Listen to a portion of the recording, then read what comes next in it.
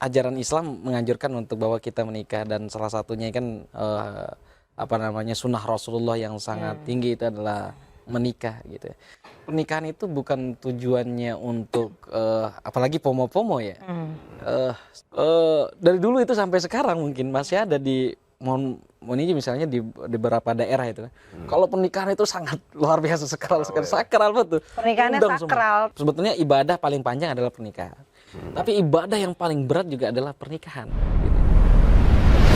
Nah, terutamanya. Kalau iya betul. ngomong-ngomong soal pernikahan entah usia dini ataupun yang sudah mapan nih misalnya, sebenarnya apa ya, kalau dalam agama Islam sendiri alasan untuk segera menikah itu apa sih? Maksudnya kalau saya melihat secara orang awam melihat lebih ke misalnya nggak bisa menjaga syahwat untuk menyalurkan, kayak ini banget minor banget alasannya gitu. Tapi sebenarnya alasan kita harus menikah itu apa sih, Ustadz? Artinya biar anak-anak muda juga nggak cuman merasa untuk menyalurkan nafsu gitu kan, bahwa pernikahan itu kan suci gitu, bukan sekedar untuk itu aja. Makanya karena kan ketika nanti sudah menikah sudah bosan terus dia akhirnya cerai gitu, sementara finansialnya belum siap. Nah, apa yang harus ditanamkan nih ke generasi muda maupun ke siapapun yang belum menikah ya kan? Sebenarnya menikah itu apa tujuan utamanya gitu, dan apa alasan yang mendasari kita harus menikah di luar alasan tadi itu, karena itu kayak alasan minor banget ya kalau cuma masalah seperti itu. Iya. Jelas yang pertama itu kan untuk melanjutkan istilahnya itu generasi gitu ya. Artinya melabelkan bahwa kita punya penerus gitu. Itu bagi laki-laki misalnya.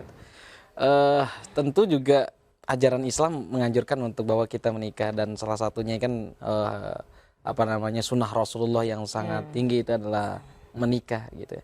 Nah, itu yang kemudian harus dipahami secara matang oleh ya teman-teman atau yang mau siap untuk melakukan pernikahan. Pernikahan itu bukan tujuannya untuk apalagi pomo-pomo ya. Tujuan yang hakikatnya itu tadi perjanjian yang sangat sakral sekali sebetulnya, sangat suci sekali itu. Itu adalah pernikahan. Tidak ada perjanjian yang lebih sakral daripada pernikahan. Karena apa? Karena pernikahan itu adalah ikatan kita, perjanjian kita bukan hanya antara manusia dengan manusia, tapi dengan Tuhan. Mewakilkan itu kan. Dan sebagai laki-laki misalnya dia sudah perempuan sudah melepaskan tanggung jawabnya dengan orang tuanya, kemudian dibebankan kepada suaminya, kemudian suaminya itu tanggung jawabnya langsung kepada Tuhan. Artinya itu adalah sebuah perjanjian yang sangat sakral sekali. Dan saya kira negara-negara seperti Indonesia itu adalah negara yang sangat memperhatikan kesakralan daripada pernikahan itu sebetulnya. Itu luar biasa sekali, kita bersyukur lah jadi bangsa yang sangat mensakralkan pernikahan. Jadi dari dulu itu sampai sekarang mungkin masih ada di Moniji misalnya di beberapa daerah itu. Kalau pernikahan itu sangat luar biasa sakral sekali. Sakral betul. Pernikahannya sakral, tapi perselingkuhannya juga sakral ya. Nah, artinya ketika sebuah upacara yang merupakan kesakralannya tinggi dan sebagainya, seharusnya dalam kita menjalaninya juga lebih sakral lagi kan gitu. Nah, itu dia. Nah, cuman memang karena kita memang mungkin saja lingkungan kita dan sebagainya, apalagi tantangan kita yang tadi misalnya dengan fenomena isu lain sebagainya itu yang kemudian mengejar dan nggak boleh ketinggalan tadi. Betul. Kadang orang tua juga gitu kan. Itu anak si itu udah nikah, lu kok nggak nikah? Yang akhirnya ikut mendorong. Itu bahaya tuh. Iya, karakter kita itu dipengaruhi oleh lingkungan itu tadi. Ya memang nggak bisa banget. Ya gitu. Nasib kita sebetulnya sebagai ini. Nasib kita di tengah memang berada pada lingkungan yang seperti ini. Dan saya kira bukan hanya di pelosok-pelosok saja sekarang itu kan. Media sosial itu sampai ujung-ujung pelosok pun udah tersentuh oleh media sosial yang trending dan sebagainya itu. Nah mungkin saja sekarang harus diluruskan nih berarti dari pertama memang tentu niat ya, karena niat itu utama. Nah itu niatnya apa sih Ustadz yang murni itu adalah untuk untuk ketahanan dalam segi misalnya mentalitas gitu. Ya karena sekarang mohon maaf, saya bisa menarik bukan kesimpulan tapi pemahaman bahwa generasi Gen Z sebetulnya butuh sosok sebetulnya itu. Butuh sosok. Sosok yang dipercaya misalnya ini karena mereka sudah pertama mereka nggak ada, mohon maaf ya, saya nggak menyimpulkan seluruh generasi Gen Z seperti itu. Misalnya mereka tidak punya pendirian, lalu kemudian dia pengen menemukan sebuah sosok gitu.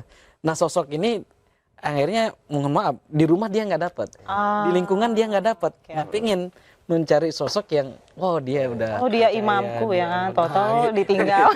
Iya betul. Kan banyak yang influencer udah merasa ini imamku gitu. Panggilannya udah Abi Umi aja kan. Betul. Udah Abi. Ujuk-ujuk 2 tahun dia selingkuh. Itu dia. Betul. Nah, artinya kalau jadi kayak bentuk frustasi anak gitu. Betul, frustasi. Nikah jadi pelampiasan stres gitu. Pelampiasan. Wow. Gitu. Karena memang mohon maaf. Meskipun dia generasi Gen Z adalah generasi yang nilai tolerannya paling tinggi, tapi nilai stresnya itu juga paling tinggi itu. Karena sosmed itu kali ya. Nah itu perlu dicatat itu kan. Mungkin kemudian dia pengen mencari salah satu sosok sebagai pendampingnya gitu kan. Jadi akhirnya waduh. Jadi dia menumpahkan semua ini ke sosok pendampingnya yang ternyata mengecewakan. Betul. Nah mohon maaf, kita sebetulnya bukan lagi dong, nikah hanya lagi. generasi Gen Z, sebetulnya mungkin generasi kebelakang. Semuanya gitu, kayaknya. Untuk curhat yang paling dalam itu kalau dulu orang-orang dulu mungkin ya dia curhatnya ke orang tuanya. Apapun masalahnya dia ke orang tuanya. Tapi kalau sekarang curhatnya ke pasangannya, dia yang paling percaya. Padahal dia belum tahu dia sampai berapa lama dia akan berhubungan dengan. Bisa dibilang anak-anak Gen Z ini tangki cinta dari keluarganya kurang, sehingga dia cari sosok lain. Ya betul juga, bisa begitu karena memang udah ada di dalam interaksi dengan keluarga itu udah berkurang gitu. Karena mungkin kalau yang udah merasa bahwa di handphone aja udah ada semua kan gitu. Tapi kalau tangki cinta dari orang tuanya penuh, dia pun nggak perlu mencari sosok lain untuk dicurahkan gitu. Berarti lagi-lagi berpulang ke keluarga ya. Iya, ke keluarga. Harus diarahkan, jangan malah udah nikah ya pada hamil di luar nikah gitu. Kayak solusi banget gitu kan. Betul. Nah itu juga jadi tuh. sugar daddy ya. Sugar daddy betul. Sugar baby. Sugar baby. Iya. Oke. Menarik itu. Hal yang luar biasa yang perlu untuk menjadi peningkatan nilai-nilai itu adalah situ sebetulnya. Nah kita nggak tahu apa nanti ada undang-undang yang membahas terkait tentang penggunaan gadget itu dan sebagainya itu kan. Bagaimana batasannya saya nggak paham juga bagaimana. Tapi kita mendorong aja supaya misalnya ada batasan-batasan tertentu terkait tentang hak penggunaan media sosial yang memang sekarang sih udah dilarang kan di bawah 16 tahun. Iya ya. 18 tahun ya. Di bawah 16 tahun. Dilarang sosmed-sosmednya dilarang. Sosmed. Soalnya ntar anak-anak SMP minta nikah juga. Iya. Betul. Oke. Karena sebetulnya pernikahan yang paling panjang, sebetulnya ibadah paling panjang adalah pernikahan.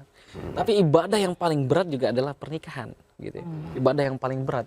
Ya karena semuanya dibebankan kepada dua belah pihak itu, dan nggak bisa satu pihak. Dan itu paling berat itu. Dan tanggung jawab